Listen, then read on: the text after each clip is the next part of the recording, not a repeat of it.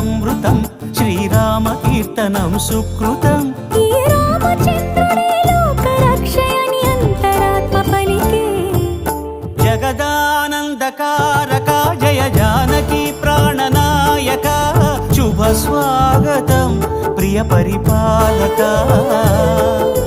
జగదానందకారక జయ జానకి ప్రాణనాయక శుభ స్వాగతం ప్రియ పరిపాలక.